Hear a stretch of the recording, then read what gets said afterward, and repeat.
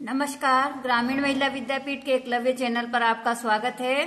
आज हम आपको पढ़ाएंगे कक्षा 8 का जो 4th लेसन है, दीवानों की हस्ती। इसमें दीवानों का मतलब है जो मदमस्त रहने वाले लोग और जो लोग अभावों के अंदर भी किस प्रकार मदमस्त रहते हैं। तो हम आज पढ़ते हैं 4th लेसन, दीवानों की हस्ती। हम दीवानों की क्या हस्ती है, आज वहां यहाँ कल कहाँ चले, मस्ती का आलम साथ चला, हम धूल उड़ाते जहां चले। इसकी व्याख्या करते हैं। हम दीवानों की क्या हस्ती। इसमें कवि भगवती चरण वर्मा ये समझाते हैं कि हम दीवानों का क्या अस्तित्व है, अर्थात इस संसार में कोई अस्तित्व नहीं है। आज यहाँ कहाँ चले, आज तो हम यहाँ हैं और कल वहां चले, जहां पर हमारी जरूरत होती है हम वहीं चले जाते हैं। मस्ती का आलम साथ चला, और जहां भी जाते हैं मदमस्त रहकर अपने जीवन को जीते हैं और अपनी दुनिया को, अपने माहौल को साथ लेकर चलते हैं। हम धूल उड़ाते जहां चले, हम जहां भी जाते हैं वहीं अपनी दुनिया बना लेते हैं, अपना माहौल बना लेते हैं और मदमस्त रहकर अपने जीवन को जीते हैं। जहां भी जाते हैं अपने अस्तित्व को बनाकर रहते हैं। आए बनकर उल्लास अभी, आंसू बनकर बह चले अभी। सब कहते हैं कि रह गए, अरे तुम कैसे आए, कहाँ चले। व्याख्या करते हैं।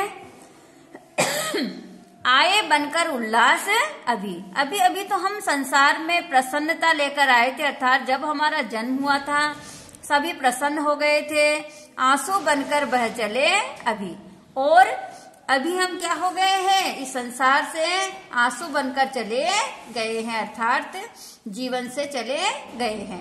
सब कहते ही रह गए, अरे तुम कैसे आए, कहाँ चले। सब कहते रह जाते हैं संसार के अंदर कि अभी अभी तो तुम संसार में आए थे, अभी तो आपने इस संसार में जीना सीखा था, तुम कैसे आए थे और कहाँ चले गए। किस ओर चले ये मत पूछो। इसमें कवि प्रश्न के माध्यम से पूछा है कि किस ओर चले, हम किस ओर जा रहे हैं ये मत पूछो, क्योंकि हम तो क्या हैं, दीवाने हैं, मदमस्त रहने वाले हैं, इसलिए मदमस्त होकर अपने जीवन को जीते हैं। चलना है बस चलिए चले, हमें तो जीवन में चलना है, अर्थात जीवन को गतिशील रखना है, बस इसलिए चले। इसलिए हम क्या कर रहे हैं, चलते चले जा रहे हैं।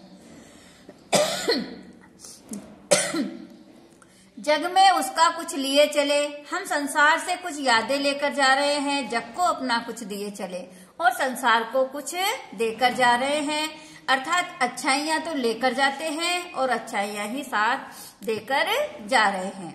दो बातें कही, दो बातें सुनी। इस संसार के लोगों को हमने दो बातें कही भी है और दो बातें सुनी भी है। अपनी गलती के ऊपर क्या करी है, दो बातें सुनी भी है। कुछ हंसे फिर कुछ रोए। संसार में जब प्रसन्नता आने पर तो हम कुछ हंसे भी हैं और जीवन में दुख आने पर क्या किया है, हमने रोए भी है, अर्थात अपने दुख को आंखों के आंसुओं के माध्यम से व्यक्त भी किया है। छक कर सुख दुख के घूंटों को, हमने जीवन में सुख और दुखों के जो घूंट है, अर्थात जीवन में सुख और दुखों को क्या है, एक समान भाव से जिया है। हम एक भाव से पिए चले, हम एक ही भाव से क्या कर रहे हैं, पी रहे हैं और संसार में गतिशील होकर चल रहे हैं, अर्थात जीवन में चाहे सुख हो चाहे दुख हो, हमने अपने जीवन को मदमस्त होकर जिया है। आगे देखते हैं। हम भिखमंगों की दुनिया में स्वच्छंद लुटाकर प्यार चले।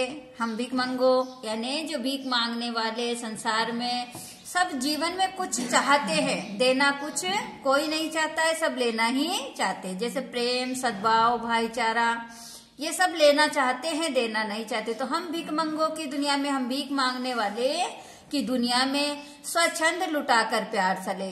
स्वच्छंद यानी स्वतंत्र रूप से क्या चल रहे, प्यार को लुटाकर जा रहे हैं, अर्थात जीवन में प्रेम को हम क्या कर रहे हैं, प्रदान कर कर जा रहे हैं। हम एक निशानी सी उर पर, हम अपने हृदय के ऊपर, यानी हृदय के ऊपर क्या कर रहे हैं, एक निशानी यानी एक छाप लेकर जा रहे हैं। ले असफलता का भार चले। यदि जीवन में हमें सफलता प्राप्त नहीं हुई है तो हम असफलता यानी असफलता का क्या कर रहे हैं, भार यानी बोझ लेकर जा रहे हैं। इसलिए जीवन में मेहनत करना चाहिए और ईमानदारी से क्या करना चाहिए, जीवन में सफलता अर्जित करनी चाहिए। नहीं तो हम जीवन से क्या लेकर जाएंगे, असफलता रूपी भार लेकर ही चले जाएंगे।